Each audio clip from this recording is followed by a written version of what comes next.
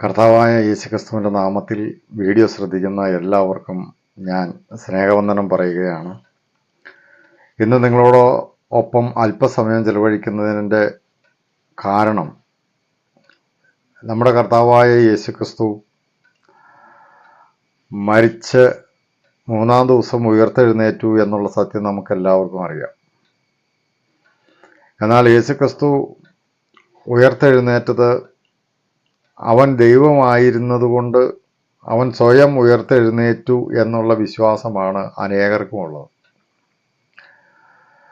എന്നാൽ യേശുക്രിസ്തു സ്വയം ഉയർത്തെഴുന്നേറ്റതല്ല എന്നുള്ള കാര്യമാണ് ഞാൻ നിങ്ങളോട് പറയുവാൻ ആഗ്രഹിക്കുന്നത്.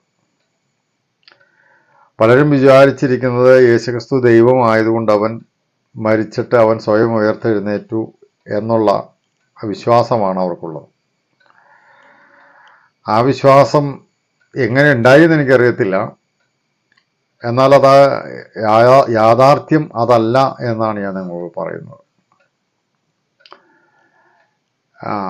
അതിനു മുമ്പ് ഒരു കാര്യം പറയാനുള്ളത് എന്നാ വെച്ചാൽ, ഈ യേശു ദൈവമാണ് എന്നുള്ള കാര്യം മനസ്സിലാക്കുമ്പോൾ നമ്മൾ അതിനകത്ത് മനസ്സിലാക്കേണ്ടതായ മറ്റൊരു കാര്യം കൂടിയുണ്ട്. ഇപ്പം ഈ യേശുക്രിസ്തു ദൈവമാണെന്ന് ലോകം മുഴുവൻ ക്രിസ്ത്യാനികൾ അംഗീകരിക്കുന്ന കാര്യമാണ് യേശുക്രിസ്തു ദൈവമാണെന്നുള്ളത്. എന്നാൽ യേശുക്രിസ്തു ദൈവമാണെന്ന് അംഗീകരിക്കുമ്പോൾ തന്നെയും യേശുക്രിസ്തു മനുഷ്യനാണെന്നുള്ള കാര്യം അവർ നിഷേധിക്കുന്നു എന്നുള്ളതാണ്. യേശുക്രിസ്തു പൂർണ്ണനായ ഒരു മനുഷ്യനാണ്. ആ കാര്യം നമ്മൾ അംഗീകരിച്ചേ പറ്റത്തുള്ളൂ. കാരണം അത് വേദപുസ്തകം വെളിപ്പെടുത്തുന്ന ഒരു കാര്യമാണ്. അപ്പോൾ യേശുക്രിസ്തു ഈ ലോകത്ത് പരിശുദ്ധാത്മാവിനാൽ മറിയയുടെ ഗർഭത്തിൽ ജനിച്ചതിന് ശേഷം യേശുക്രിസ്തു മരിക്കുന്നത് വരെയും യേശുക്രിസ്തു ദൈവമായിരുന്നില്ല, അല്ലെങ്കിൽ അവൻ്റെ ദൈവത്വം അവൻ അനുഭവിച്ചില്ല, അല്ലെങ്കിൽ ഉപയോഗിച്ചില്ല എന്ന് വേണം പറയാൻ. ഞാനൊന്നുകൂടെ പറയാം. യേശുക്രിസ്തു ജനിച്ചത് മുതൽ, നമ്മെപ്പോലെ മനുഷ്യ ശരീരം ധരിച്ചത് മുതൽ മരിക്കുന്നത് വരെ ഏകദേശം 33.5 വർഷക്കാലം യേശു ഈ ലോകത്തുണ്ടായിരുന്നു. ആ 33.5 വർഷക്കാലം യേശുക്രിസ്തു ദൈവത്വം ഉപയോഗിച്ച് ഒന്നും പ്രവർത്തിച്ചിട്ടില്ല. മറിച്ച് അവൻ പൂർണ്ണ മനുഷ്യനായിരുന്നു എന്നുള്ളതാണ് സത്യം. അതിന് യേശുക്രിസ്തുവിൻ്റെ ഉയർത്തെഴുന്നേൽപ്പിനെ കുറിച്ച് ഈ എബ്രായലേഖന കർത്താവ് പറയുന്നത് ഞാൻ വായിച്ച് കേൾപ്പിക്കാം. എബ്രായലേഖന കർത്താവ് അതിൻ്റെ എബ്രായലേഖനം 5-ാം അധ്യായത്തിൻ്റെ 7-ാം വാക്യത്തിൽ ഇങ്ങനെയാണ് വായിക്കുന്നത്: ക്രിസ്തു തൻ്റെ ഐഹിക ജീവകാലത്ത് തന്നെ മരണത്തിൽ നിന്ന് രക്ഷിപ്പാൻ കഴിയുന്നവനോട് ഉറച്ച നിലവിളിയോടും കണ്ണുനീരോടും കൂടെ അപേക്ഷയും അഭയയാചനയും കഴിക്കുകയും ഭയഭക്തി നിമിത്തം ഉത്തരം ലഭിക്കുകയും ചെയ്തു. ഇവിടെ എബ്രായലേഖന കർത്താവ് പറയുന്നത്, യേശുക്രിസ്തു തന്നെ മരണത്തിൽ നിന്ന് രക്ഷിപ്പാൻ കഴിയുന്നവനോട് ഉറച്ച നിലവിളിയും അപേക്ഷയും അഭയയാചനയും കഴിച്ചു എന്നാണ് പറയുന്നത്. അപ്പോൾ യേശുക്രിസ്തുവിനെ മരണത്തിൽ നിന്ന് രക്ഷിപ്പാൻ കഴിയുന്നവനോട്, അപ്പോൾ യേശുക്രിസ്തു സ്വയം മരണത്തിൽ നിന്ന് ഉയർത്തെഴുന്നേറ്റില്ല എന്ന് ആ വചനം കൊണ്ട് തന്നെ നമുക്ക് ഉറപ്പായിട്ടും വിശ്വസിക്കാവുന്ന കാര്യമാണ്. യേശുക്രിസ്തു ഗതസമന തോട്ടത്തിൽ കഴിയുമെങ്കിൽ ഈ പാനപാത്രം എന്നിൽ നിന്ന് നീങ്ങിപ്പോകണം എന്ന് പറഞ്ഞു. അതിനുശേഷം യേശുക്രിസ്തു ക്രൂശിൽ കിടന്നുകൊണ്ട് ഇങ്ങനെ പറഞ്ഞു: പിതാവേ, ഞാൻ എൻ്റെ ആത്മാവിനെ നിന്റെ കയ്യിൽ ഏൽപ്പിക്കുന്നു എന്ന് പറഞ്ഞു. അപ്പോൾ ദൈവം, എബ്രായലേഖന കർത്താവ് പറയുന്നത്, അവൻ്റെ അപേക്ഷയും അഭയാചനയും ദൈവം കേട്ട് ഉത്തരമരുളി എന്നാണ് പറയുന്നത്. അപ്പോൾ യേശുക്രിസ്തു ക്രൂശിൽ കിടന്നുകൊണ്ട് പറഞ്ഞത്, പിതാവേ, എൻ്റെ ആത്മാവിനെ, എൻ്റെ പ്രാണനെ ഞാൻ നിന്നെ ഏൽപ്പിക്കുന്നു എന്ന് പറഞ്ഞ് അവൻ മരിച്ചു എന്നാണ് നമ്മൾ വായിക്കുന്നത്. അപ്പോൾ ഗത്സമന തോട്ടത്തിൽ വെച്ച് യേശുക്രിസ്തു ദൈവത്തോട് പ്രാർത്ഥിച്ചു. ക്രൂശിൽ വെച്ച് യേശുക്രിസ്തു പ്രാണനെ ദൈവത്തെ ഏൽപ്പിച്ചു. അതുകൊണ്ട് നമ്മൾ വായിക്കുന്ന ലേഖനങ്ങളിലും സുവിശേഷങ്ങളിലും വായിക്കുന്നത് ദൈവം അവനെ ഉയർത്തെഴുന്നേൽപ്പിച്ചു എന്നാണ്. ഇപ്പോൾ ഉദാഹരണത്തിന് ഒന്നാമത്തെ സഭയിൽ, അതായത് 1-ാം നൂറ്റാണ്ടിലെ ആദ്യത്തെ സഭയിൽ എഴുന്നേറ്റ് നിന്ന് പ്രസംഗിക്കുന്ന പത്രോസ്, അതിൻ്റെ നമ്മൾ അപ്പോസ്തലപ്രവൃത്തികൾ 2-ാം അധ്യായത്തിൽ നമ്മളിങ്ങനെയാണ് വായിക്കുന്നത്. 2-ാം അധ്യായം അതിൻ്റെ 22-ാം വാക്യം. നിങ്ങൾ തന്നെ അറിയും പോലെ ദൈവം അവനെ കൊണ്ട് നിങ്ങളുടെ നടുവിൽ ചെയ്യിച്ച ശക്തികളും അത്ഭുതങ്ങളും അടയാളങ്ങളും കൊണ്ട് ദൈവം നിങ്ങൾക്ക് കാണിച്ചു തന്ന പുരുഷനായ നസറായനായ യേശുവിനെ ദൈവം തൻ്റെ സ്ഥിരനിർണയത്താലും മുന്നറിവിനാലും ഏൽപ്പിച്ചിട്ട് നിങ്ങൾ അവനെ അധർമ്മികളുടെ കയ്യാൽ തറപ്പിച്ചു കൊന്നു. ദൈവമോ മരണപാശങ്ങളെ അഴിച്ചിട്ട് അവനെ ഉയർത്തെഴുന്നേൽപ്പിച്ചു. ഇവിടെ രണ്ട് കാര്യങ്ങൾ വ്യക്തമായിട്ട് പത്രോസ് അപ്പോസ്തലൻ പറയുകയാണ്.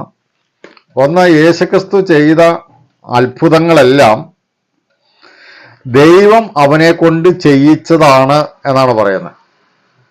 പക്ഷെ ഇന്ന് അനേക ക്രിസ്ത്യാനികളും വിശ്വസിച്ചിരിക്കുന്നത് യേശു ദൈവമായതുകൊണ്ട് ചെയ്ത അത്ഭുതങ്ങളാണെന്നാണ് വിചാരിച്ചിരിക്കുന്നത്. എന്നാൽ യേശുക്രിസ്തു ഒരു പൂർണ്ണ മനുഷ്യനായിരുന്നു. ആ പൂർണ്ണ മനുഷ്യനായ യേശുക്രിസ്തു പറഞ്ഞത് എന്താണെന്നറിയോ? യോഹന്നാന്റെ സുവിശേഷം 5-ാം അധ്യായം 17-ാം വാക്യത്തിൽ യേശു പറഞ്ഞത് ഇങ്ങനെയാണ്: എൻ്റെ പിതാവ് ഇന്നുവരെയും പ്രവർത്തിക്കുന്നു, അതുകൊണ്ട് ഞാൻ പ്രവർത്തിക്കുന്നു എന്നാണ് പറഞ്ഞത്. അതുപോലെ അതിൻ്റെ യോഹന്നാന്റെ സുവിശേഷം 5-ാം അധ്യായം 36-ാം വാക്യത്തിൽ യേശുക്രിസ്തു പറയുന്നതെന്നറിയോ? ഞാൻ ഇപ്പോൾ ചെയ്യുന്ന പ്രവൃത്തികളെല്ലാം പിതാവ് എനിക്ക് അനുഷ്ഠിപ്പാൻ തന്നിരിക്കുന്ന പ്രവൃത്തികളാണ് എന്നാണ് പറയുന്നത്. അപ്പം ഈ യേശുക്രിസ്തു തന്നെ പറഞ്ഞത് പിതാവ് എന്നിൽ പ്രവർത്തിക്കുന്നത് കൊണ്ട് ഞാൻ പ്രവർത്തിക്കുന്നു. രണ്ടാമത് യേശുക്രിസ്തു പറഞ്ഞത് ഞാൻ പ്രവർത്തിക്കുന്ന പ്രവൃത്തികളെല്ലാം പിതാവ് എനിക്ക് അനുഷ്ഠിക്കാൻ തന്ന പ്രവൃത്തികളാണ് എന്ന് പറഞ്ഞു. മറ്റൊരിക്കലും ഒരു പക്ഷപാത രോഗിയെ യേശുവിൻ്റെ അടുക്കൽ കൊണ്ടുവന്നു കഴിഞ്ഞപ്പോൾ യേശുക്രിസ്തു പറഞ്ഞിങ്ങനെയാണ്: മനുഷ്യപുത്രന് ഭൂമിയിൽ പാപങ്ങളെ മോചിപ്പാനുള്ള അധികാരമുണ്ട് എന്നാണ് പറഞ്ഞത്. അപ്പോൾ ദൈവം അവന് അധികാരം കൊടുത്തത് കൊണ്ടാണ് അവൻ ഈ അത്ഭുത പ്രവൃത്തികളെല്ലാം ചെയ്യിച്ചത് എന്നാണ് പത്രോസ് ഇവിടെ പ്രസംഗിക്കുന്നത്. പത്രോസ് പറയുന്നതാണ്, ദൈവം അവനെ കൊണ്ട് നിങ്ങളുടെ നടുവിൽ ചെയ്യിച്ച അത്ഭുതങ്ങളും അടയാളങ്ങളും കൊണ്ട്. ദൈവം അവനെ കൊണ്ട് നിങ്ങളുടെ ഇടയിൽ ചെയ്യിച്ച അത്ഭുതങ്ങളും അടയാളങ്ങളും കൊണ്ട്. യേശുക്രിസ്തു ഒരിക്കൽ ഭൂതത്തെ പുറത്താക്കുവാനായിട്ട് ചെയ്ത ശുശ്രൂഷയോടുള്ള ബന്ധത്തിൽ യേശുക്രിസ്തു പറഞ്ഞിങ്ങനെയാണ്: ഞാൻ ദൈവാത്മാവിനാലാണ് ഭൂതങ്ങളെ പുറത്താക്കുന്നത് എന്ന് പറഞ്ഞു. അപ്പോൾ ഞാനീ പറഞ്ഞു വന്നതിൻ്റെ സാരം എന്നാ വെച്ച് കഴിഞ്ഞാൽ, യേശുക്രിസ്തു ദൈവമായതുകൊണ്ടാണ് അത്ഭുതം പ്രവർത്തിച്ചതെന്നും യേശുക്രിസ്തു ദൈവമായതുകൊണ്ടാണ് സ്വയം ഉയർത്തെഴുന്നേറ്റതെന്നും ക്രിസ്ത്യാനികൾ വിശ്വസിക്കുകയാണ്. എന്നാൽ അങ്ങനെ വിശ്വസിക്കുന്നവരോട് ഞാൻ പറയുന്നത് ഇങ്ങനെയാണ്: യേശുവിനെ ഈ ലോകത്തിൽ പ്രവൃത്തി ചെയ്യുവാനായിട്ട് അധികാരം കൊടുത്ത് ഏൽപ്പിച്ചത് ദൈവമാണ്. യേശുക്രിസ്തുവിനെ കൊണ്ട് അത്ഭുതങ്ങൾ ചെയ്യിച്ചത് ദൈവമാണ്. യേശുക്രിസ്തുവിനെ മരിച്ചവരിൽ നിന്ന് ഉയർത്തെഴുന്നേൽപ്പിച്ചത് ദൈവമാണ്. അപ്പോൾ ഈ സത്യം നിങ്ങൾ മനസ്സിലാക്കണമെന്നാണ് എനിക്ക് പറയാനുള്ളത്. ഇതിൻ്റെ 4-ാം അധ്യായത്തിൻ്റെ അപ്പോസ്തലപ്രവൃത്തികൾ 4-ാം അധ്യായത്തിൻ്റെ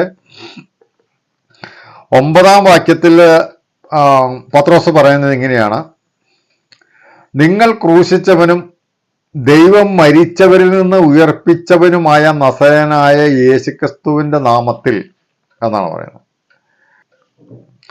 ദൈവം മരിച്ചവരിൽ നിന്ന് ഉയർപ്പിച്ചവനുമായ നസറേയനായ യേശു. അപ്പൊ ഇവിടെ എല്ലായിടത്തും യേശുക്രിസ്തുവിനെ ദൈവം ഉയർത്തെഴുന്നേൽപ്പിച്ചു, ദൈവം ഉയർത്തെഴുന്നേൽപ്പിച്ചു, ദൈവം ഉയർത്തെഴുന്നേൽപ്പിച്ചു എന്നാണ് നമ്മൾ വായിക്കുന്നത്.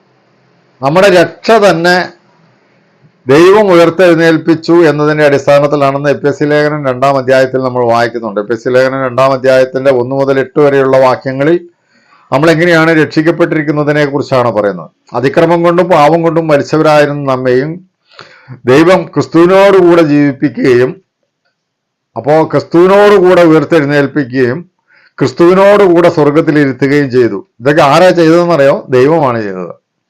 നമ്മളെ ഉയർത്തെഴുന്നേൽപ്പിച്ചത് യേശുക്രിസ്തുവാണ്, ദൈവമാണ്. നമ്മൾ സ്വർഗത്തിൽ ഇരുത്തിയിരിക്കുന്നത്, ക്രിസ്തുവിനോടും കൂടെ ഉയർത്തിയിരിക്കുന്നത് ദൈവമാണ്. അപ്പോൾ മരിച്ച യേശുക്രിസ്തുവിനെ ഉയർത്തെഴുന്നേൽപ്പിച്ചത് ദൈവമാണ് എന്നാണ് വേദപുസ്തകം നമ്മളോട് പറയുന്നത്. അപ്പോസ്തലന്മാർ എഴുതിയ ലേഖനത്തിൽ, ഇപ്പോൾ എഫെസ്യ ലേഖനം തന്നെ സഭയുടെ മർമ്മം മനസ്സിലാക്കിയ പൗലോസ് അപ്പോസ്തലൻ പറയുന്നത്, അങ്ങനെ അവൻ ക്രിസ്തുവിലും വ്യാപരിച്ച് അവനെ ഉയർത്തെഴുന്നേൽപ്പിച്ച് സ്വർഗസ്ഥലത്തിരുത്തി എന്നാണ് പറയുന്നത്. അപ്പൊ അങ്ങനെ അവൻ ക്രിസ്തുവിലും വ്യാപരിച്ചു എന്നാണ്.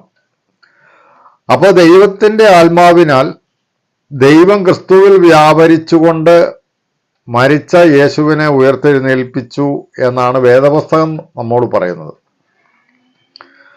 അല്ലാതെ യേശു ദൈവമായതുകൊണ്ട് യേശു സ്വയം ഉയർത്തെഴുന്നേറ്റതല്ല എന്ന് വേദപുസ്തകം വ്യക്തമായി പറയുകയാണ്. മറിച്ച് യേശുക്രിസ്തുവിനെ ദൈവമാണ് ഉയർത്തെഴുന്നേൽപ്പിച്ചത്. അതുകൊണ്ടാണ് എബ്രായ ലേഖനത്തിൽ എഴുതിയിരിക്കുന്നത്, അവനെ മരണത്തിൽ നിന്ന് രക്ഷിപ്പാൻ കഴിയുന്നവനോട് ആ യേശു ജീവിതകാലത്ത് ഉറച്ച നിലവിളിയോടും അപേക്ഷയോടും അഭയാചനയോടും കൂടി ദൈവത്തോട് അപേക്ഷിച്ചു. അതിന് ഉത്തരമായി ദൈവം അവനെ ഉയർത്തെഴുന്നേൽപ്പിച്ചു എന്നുള്ളതാണ് ലേഖനങ്ങളിലെല്ലാം നമുക്ക് വായിക്കാൻ കഴിയുന്നത്. യേശുക്രിസ്തു യോഹന്നാന്റെ സുവിശേഷം 5-ാം അധ്യായത്തിൽ തന്നെ പറയുന്നത് ഇങ്ങനെയാണ്, പിതാവ് മരിച്ചവരെ ഉണർത്തി ജീവിപ്പിക്കുന്നത് പോലെ പുത്രനും മരിച്ചവരെ ഉണർത്തി ജീവിപ്പിക്കുന്നു. അപ്പം മരിച്ചവരെ ഉണർത്തി ജീവിപ്പിക്കുന്നത് പിതാവാണെന്ന് യേശുക്രിസ്തു പറഞ്ഞു. അതുപോലെ തന്നെ ആ അധികാരം യേശുവിനും കൊടുത്തിട്ടുണ്ട്. അതുകൊണ്ടാണ് യേശുക്രിസ്തു ലാസറിനെ ഉയർപ്പിച്ചത്. ഈ അധികാരം യേശുക്രിസ്തുവിൽ നിന്ന് ശിഷ്യന്മാർക്ക് കൊടുത്തു. ശിഷ്യന്മാരെ അയക്കുമ്പോൾ യേശുക്രിസ്തു പറഞ്ഞത് ഇങ്ങനെയാണ്, നിങ്ങൾ പോകുമ്പോൾ ദൈവരാജ്യം സമീപിച്ചിരിക്കുന്നു എന്ന് പ്രസംഗിക്കണം, രോഗികളെ സൗഖ്യമാക്കണം, മരിച്ചവരെ ഉയർപ്പിക്കണം എന്ന് പറഞ്ഞു. അപ്പം മരിച്ചവരെ ഉയർപ്പിക്കാനുള്ള അധികാരം മരിച്ചവരെ ഉയർപ്പിക്കുവാൻ കഴിയുന്നവനായ ദൈവം മരിച്ചവരെ ഉയർപ്പിക്കാനുള്ള അധികാരം യേശുവിന് കൊടുത്തു. യേശു മരിച്ചവരെ ഉയർപ്പിച്ചു. ആ അധികാരം യേശുക്രിസ്തു ശിഷ്യന്മാർക്ക് കൊടുത്തിട്ട് പറഞ്ഞു, നിങ്ങൾ പോകുമ്പോൾ മരിച്ചവരെ ഉയർപ്പിക്കണം. അപ്പോ ദൈവത്തിന്റെ അധികാരത്താലാണ് യേശുക്രിസ്തു അത്ഭുതം പ്രവർത്തിച്ചത്. യേശുക്രിസ്തുവിന്റെ അധികാരം കൊണ്ടാണ് ശിഷ്യന്മാർ അത്ഭുതങ്ങൾ പ്രവർത്തിച്ചത്. അപ്പോൾ യേശുക്രിസ്തു ഈ ലോകത്ത് 33 വർഷം സഞ്ചരിച്ചപ്പോൾ യേശുക്രിസ്തു ദൈവത്വമായി ഒന്നും പ്രയോഗിച്ചില്ല എന്നുള്ളതാണ്. ഫിലിപ്പിയ ലേഖനത്തിൽ നമ്മൾ വായിക്കുന്ന, അവൻ ദൈവത്തോടുള്ള സമത്വം മുറുകെ പിടിച്ചുകൊള്ളണം എന്ന് വിചാരിക്കാതെ അവൻ ദാസരൂപമെടുത്ത് അവൻ മനുഷ്യനായി എന്നുള്ളതാണ്. അങ്ങനെ മനുഷ്യനായി അവൻ ദൈവത്തോട് അനുസരണമുള്ളവനായി, എവിടം വരെ? ക്രൂശിലെ മരണത്തോളം അനുസരണമുള്ളവനായി തീർന്നു. അതുകൊണ്ട് ദൈവം അവനെ ഉയർത്തി എല്ലാ നാമത്തിലും മേലായ നാമം നൽകിയെന്നാണ്. അവിടെയും പറയുന്നത് ദൈവം അവനെ ഉയർത്തി എന്നാണ്.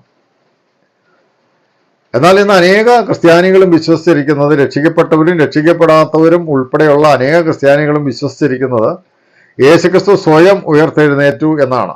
അങ്ങനെ പറയുവാൻ അവൻ യേശുക്രിസ്തു ഉയർത്തെഴുന്നേറ്റു എന്ന് പറയുന്ന പല വാക്യങ്ങളും ഉള്ളതുകൊണ്ടാണ് അവരങ്ങനെ പറയുന്നത്. എന്നാൽ അതിൻ്റെ ആശയം വ്യത്യാസമുണ്ട്. അതായത് യേശുക്രിസ്തുവിനെ ദൈവം ഉയർപ്പിച്ചു എന്ന് പറയുന്നത്, ഉയർത്തെഴുന്നേൽപ്പ് എന്ന് പറയുന്ന ആ ക്രിയ അല്ലെങ്കിൽ ആ പ്രക്രിയ നടത്തിയത് ദൈവമാണെന്നാണ് പറയുന്നത്. അതായത് യേശുക്രിസ്തുവിന്റെ ജീവനില്ലാത്ത ശരീരത്തിന് ജീവൻ കൊടുത്തത് ദൈവമാണെന്നുള്ള അർത്ഥത്തിലാണ് ദൈവം അവനെ ഉയർത്തെഴുന്നേൽപ്പിച്ചു എന്ന് പറയുന്നത്. മറ്റു സ്ഥലത്ത് യേശുക്രിസ്തു ഉയർത്തെഴുന്നേറ്റു എന്ന് പറയുന്ന വാക്യങ്ങളുടെ അർത്ഥം ഇതാണ്, യേശുക്രിസ്തു മരണശേഷവും ഇന്നും ജീവിക്കുന്നു എന്നുള്ള ആശയത്തിലാണ് പറയുന്നത് യേശുക്രിസ്തു ഉയർത്തെഴുന്നേറ്റു എന്ന്. അപ്പോൾ ഞാൻ പറഞ്ഞതിന്റെ ആ സാറ് നിങ്ങൾക്ക് പിടികിട്ടെന്ന് ഞാൻ വിചാരിക്കുന്നു. യേശുക്രിസ്തു ദൈവമാണ് എന്ന് വിശ്വസിക്കുന്നവർ ഒരു കാര്യം മാത്രം വിശ്വസിക്കുന്നില്ല, യേശുക്രിസ്തു 33 വർഷം ഈ ഭൂമിയിൽ മനുഷ്യനായി ജീവിച്ചു എന്നുള്ള കാര്യം അവർ വിശ്വസിക്കുന്നില്ല. അവരെപ്പോഴും യേശുക്രിസ്തു സ്വർഗത്തിലായിരുന്നപ്പോഴും ഭൂമിയിലായിരുന്നപ്പോഴും ഇപ്പോഴും എപ്പോഴും യേശുക്രിസ്തു ദൈവമായിരുന്നു എന്നാണ് അവർ വിശ്വസിക്കുന്നത്. എന്നാൽ വേദപുസ്തകം പറയുന്നത് യേശുക്രിസ്തു ഭൂമിയിലായിരുന്നപ്പോൾ അവൻ തികഞ്ഞ പൂർണ്ണ മനുഷ്യനായിരുന്നു എന്നും അവനിലൂടെ ദൈവാത്മാവ് പ്രവർത്തിച്ചുവെന്നും ദൈവം പ്രവർത്തിച്ചുവെന്നും ദൈവത്തിന്റെ അധികാരത്താൽ പ്രവർത്തിച്ചുവെന്നും ദൈവം മരിച്ചവരിൽ നിന്ന് എഴുന്നേൽപ്പിക്കുവാനുള്ള അധികാരം യേശുവിന് കൊടുത്തു എന്നും അതുപോലെ തന്നെ ഈ കർത്താവായ യേശുവിനെ ദൈവം ഉയർത്തെഴുന്നേൽപ്പിച്ച് അവനെ കർത്താവും ക്രിസ്തുവും ആക്കി വെച്ചു എന്നാണ് നമ്മൾ വായിക്കുന്നത്. അപ്പോസ്തല പ്രവൃത്തികളിൽ 3-ാം അധ്യായത്തിൽ നമ്മൾ വായിക്കുന്നതാണ്, ഈ യേശുവിനെ ദൈവം കർത്താവും ക്രിസ്തുവുമാക്കി വെച്ചു എന്ന് ഇസ്രായേൽ ഗ്രഹം ഒക്കെയും അറിഞ്ഞുകൊള്ളട്ടെ. അപ്പൊ യേശുവിനെ ദൈവം ഉയർത്തെഴുന്നേൽപ്പിച്ച് കർത്താവും ക്രിസ്തുവും ആക്കി വെച്ചു എന്നാണ് പത്രോസ് പ്രസംഗത്തിൽ പറയുന്നത്. പത്രോസിന്റെ പ്രസംഗത്തിലും പൗലോസിന്റെ പ്രസംഗത്തിലും എബ്രായ ലേഖനത്തിലും എല്ലാം പറയുന്നത് യേശുക്രിസ്തുവിനെ ഉയർപ്പിച്ചത് ദൈവമാണ് എന്നാണ്.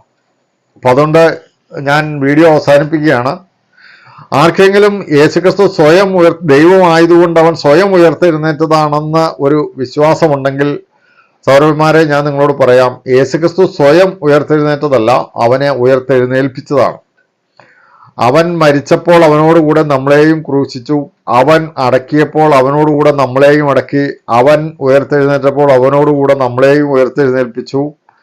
അതുകൊണ്ടാണ് ഫിലിപ്പിയ ലേഖനത്തിൽ പറയുന്നത്, യേശുവിനെ ഉയർപ്പിച്ചവന്റെ ആത്മാവ് നിങ്ങളിലുണ്ടെങ്കിൽ ആ ആത്മാവ് കൊണ്ട് നിങ്ങളുടെ മർത്യ ശരീരങ്ങളെയും അവൻ ഉയർപ്പിക്കും എന്നാണ് പറയുന്നത്. മനസ്സിലായില്ലേ? അപ്പൊ യേശുവിനെ ഉയർപ്പിച്ചവന്റെ ആത്മാവ് നിങ്ങളിലുണ്ടെങ്കിൽ നിങ്ങളുടെ മർത്യ ശരീരങ്ങളെയും അവൻ ഉയർപ്പിക്കും എന്നാണ്. അപ്പോൾ യേശുക്രിസ്തുവിനെ ദൈവം ഉയർത്തെഴുന്നേൽപ്പിച്ച് സ്വർഗത്തിൽ ഇരുത്തിയിരിക്കുന്നു. അതുകൊണ്ട് ആ ക്രിസ്തുയേശുവിൽ നമ്മളും സ്വർഗത്തിലിരിക്കുന്നു എന്നുള്ളതാണ്. അപ്പോ ഇന്ന് ഞാൻ നിങ്ങളോട് അതിൻ്റെ യാഥാർത്ഥ്യമായ കാര്യം പറഞ്ഞു, അത് മനസ്സിലായി ഞാൻ വിചാരിക്കുന്നു. അതുകൊണ്ട് അടുത്ത വീഡിയോയിൽ നമുക്ക് വീണ്ടും കാണാമെന്നുള്ള പ്രത്യാശയോടെ ഈ വീഡിയോ ഞാൻ അവസാനിപ്പിക്കുകയാണ്. ശ്രദ്ധിച്ച എല്ലാവർക്കും ഞാൻ പ്രത്യേകം നന്ദി അറിയിക്കുന്നു. നിങ്ങൾ സബ്സ്ക്രൈബ് ചെയ്യുകയും ലൈക്ക് ചെയ്യുകയും ചെയ്യണം എന്നുള്ള കാര്യം ഞാൻ നിങ്ങളെ ഓർമ്മിപ്പിക്കുകയാണ്. അതിൻ്റെ കാരണം ഞാൻ പറയാം, ഈ ദൈവവചനത്തിൽ ഞാൻ മനസ്സിലാക്കിയ കാര്യങ്ങൾ മറ്റുള്ളവരെ അറിയിക്കണം എന്നുള്ള ഒരു ആഗ്രഹം മാത്രമാണ് അതിനകത്തുള്ളത്. അങ്ങനെ നിങ്ങൾ എന്നോട് സഹകരിക്കണം എന്ന് ഞാൻ അപേക്ഷിച്ചുകൊണ്ട് വീഡിയോ അവസാനിപ്പിക്കുന്നു. ദൈവം നമ്മെ അനുഗ്രഹിക്കട്ടെ.